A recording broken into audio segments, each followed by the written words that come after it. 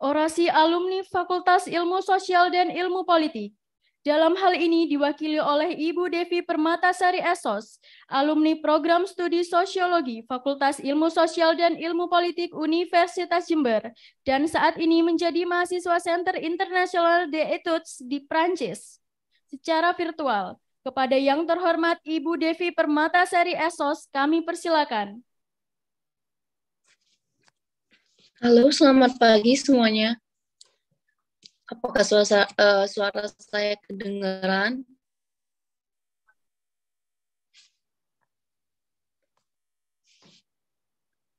Halo? Halo, dengar? Baik. Terima kasih sebelumnya atas waktunya. Terima kasih juga kepada dekan dan wakil dekan, staf universitas, dan juga staf pelaksana acara Yudisium ini, dan juga kepada mahasiswa yang baru saja lulus. Sebelumnya saya juga secara khusus terima kasih kepada Kaprodi jurusan saya sosiologi, yang mana Bapak Heri dan Budin yang secara pribadi menghubungi saya untuk mengisi orasi acara penting ini. Sejujurnya saya sedikit khawatir karena ini pertama kalinya bagi saya untuk berbicara di depan umum, sehingga harap dimaklumi mungkin karena sedikit tatanan bahasa saya yang tidak teratur, dan juga di sini masih jam 4 pagi, masih sebelum sepenuhnya untuk bangun, dan karena keterbatasan waktu juga saya belum mempersiapkan secara detail mengenai hari ini.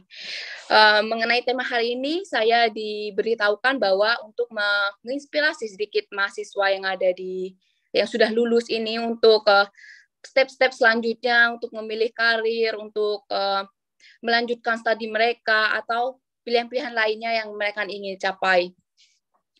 Ini yang saya ceritakan ini adalah base dari pengalaman saya sendiri, yang mana saya dulu angkatan saya mohon maaf sebelumnya, saya Devi Purnasari, saya angkatan 2016 sosiologi, dan sudah 3,5 tahun yang lalu saya sudah lulus, dan saya sudah 2 tahun ada di Eropa, 2 tahun lebih ada di Eropa. Sebelum saya ke Eropa, saya sama seperti kalian, setelah lulus saya bimbang, saya lulus galau lah ya, langkah seperti apa yang harus saya ambil, kerjaan seperti apa yang harus saya apply misalnya. Kalau tidak salah itu 6 bulan sebelum saya mendapatkan pekerjaan saya. Masa-masa itu sepertinya masa-masa untuk adanya overthinking, insecure, dan lain-lain. Pada saat itu saya mengapply banyak sekali pekerjaan, tapi seperti mungkin mahasiswa saat ini rasakan, harus yang sesuai passions, harus yang sesuai pekerjaan yang kalian inginkan. Sama seperti saya, mungkin tapi kalau selalu memikirkan itu, sebenarnya mungkin nggak berada di sini. Dulu saya selalu karena orangnya saya serius, curiosity-nya tinggi, jadi saya dari dulu memang pengen ke luar negeri, cuma nggak tahu bagaimana langkah-langkah selanjutnya atau apa yang harus diambil, apakah studi atau turis atau lainnya. Kalau turis tidak mungkin kan, apa nih selanjutnya, big question-nya apa yang saya lakukan di sana setelah turis. Cuma jalan-jalan saja kah atau bagaimana? Tidak ada value yang saya ambil nantinya. Kalau misalnya studi, saya merasa tidak cukup, tidak kompatibel pada saat itu, karena saya masih belum siap dalam berbagai hal, dan saya juga tahu kalau kuliah di Eropa itu sangat sulit, apalagi apply-nya dari Indonesia. Ini nanti saya kasih tahu kenapa apply di Eropa sendiri lebih mudah. Terus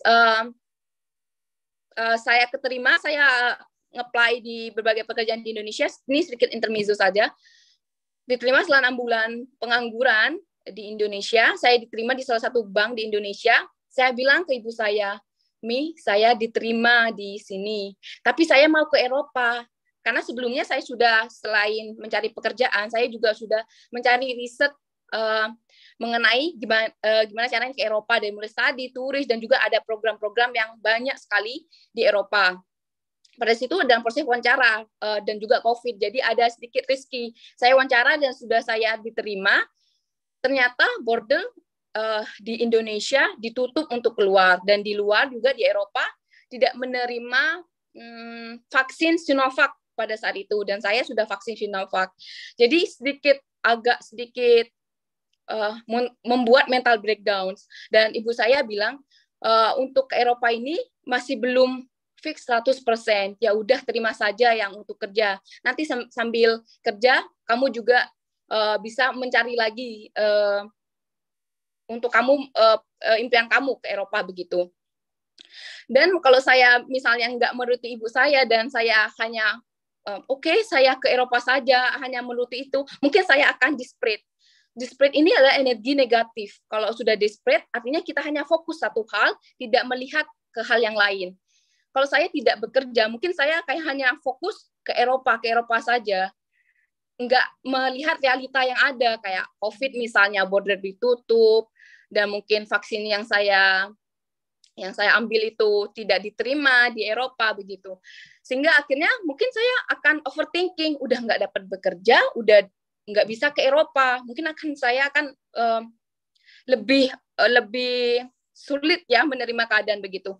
Akhirnya saya bekerja mungkin 7 bulan begitu, sampai akhirnya long story, saya akhirnya keterima dan fix berangkat ke Eropa.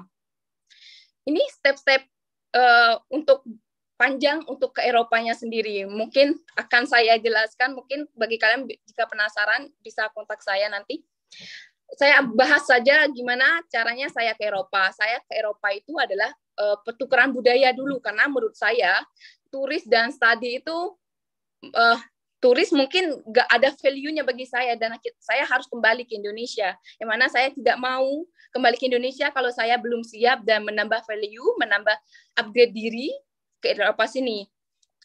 Kalau misalnya saya studies, itu terlalu banyak. Saya berasal dari kampung ya, di Jember, dan saya bukan berasal dari keluarga mampu. Kalau misalnya kuliah di Eropa atau di luar negeri, itu harus menyertai bank blok account-nya, berapa euro dan lain sebagainya.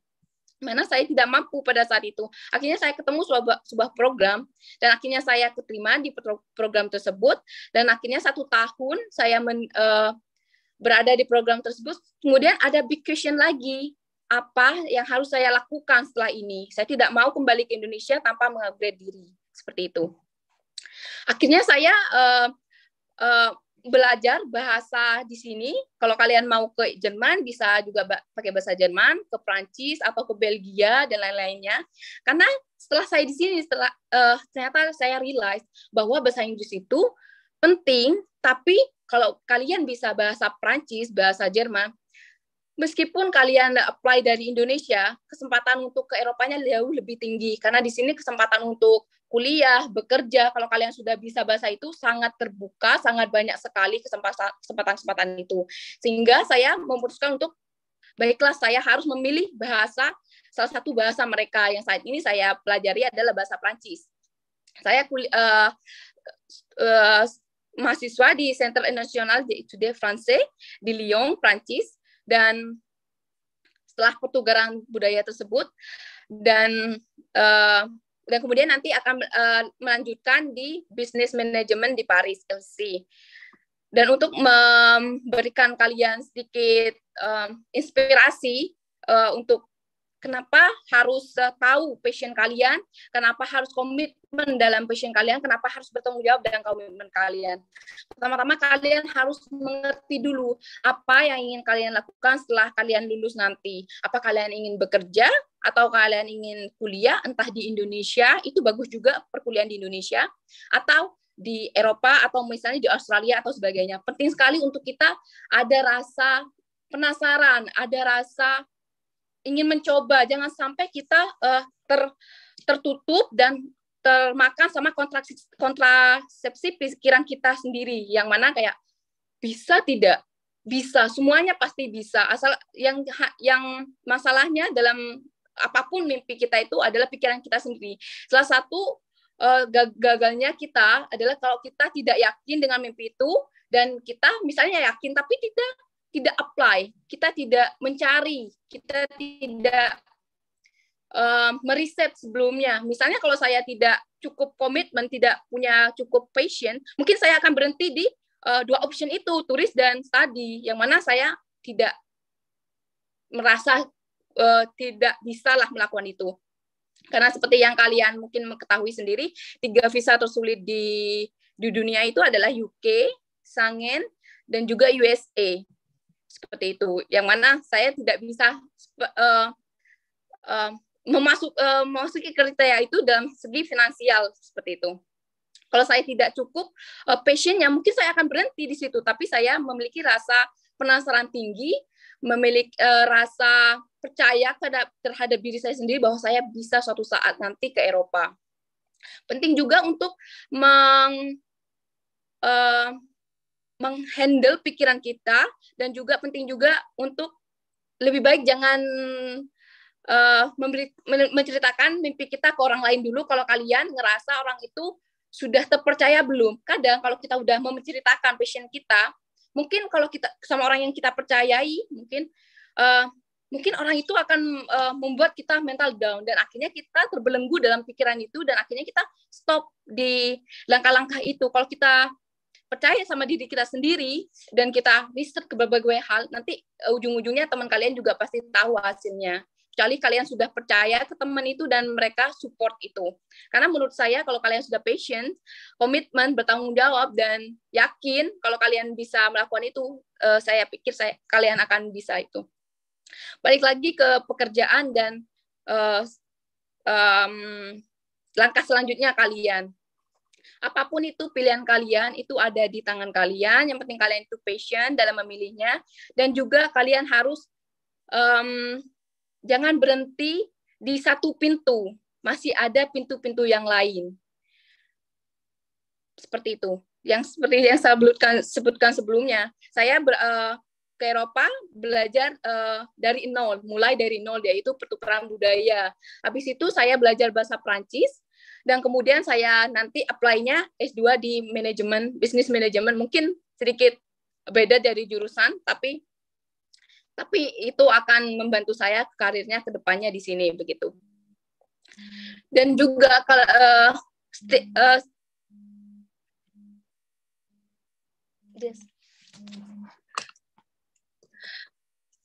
maaf.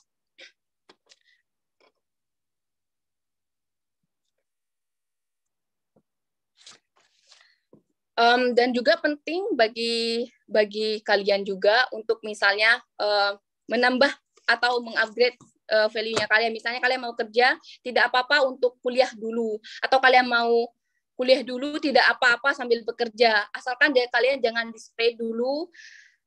Jalani aja dulu, jangan berfokus pada patience. Passion nanti berjalannya kalian kalau sudah siap mental, siap segalanya, kalian sudah mempersiapkan riset kalian, mempersiapkan segala halnya dengan matang, pasti kalian akan bisa mencari celah-celah seperti itu. Begitu.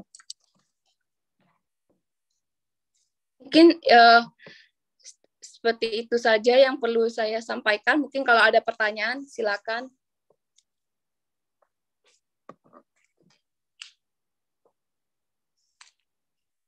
Sudah cukup, Ibu Devi? Iya, sudah cukup menurut saya. Saya akan sampaikan terima kasih. Baik. Terima kasih semuanya atas waktunya. Terima kasih kepada dekan, wakil dekan, staf universitas, dan mahasiswa semuanya. Semoga kalian diberikan kesehatan dan kelancaran bagi kedepannya yang ingin kalian capai, goals yang ingin kalian tuju nantinya. Terima kasih atas waktunya. Selamat pagi.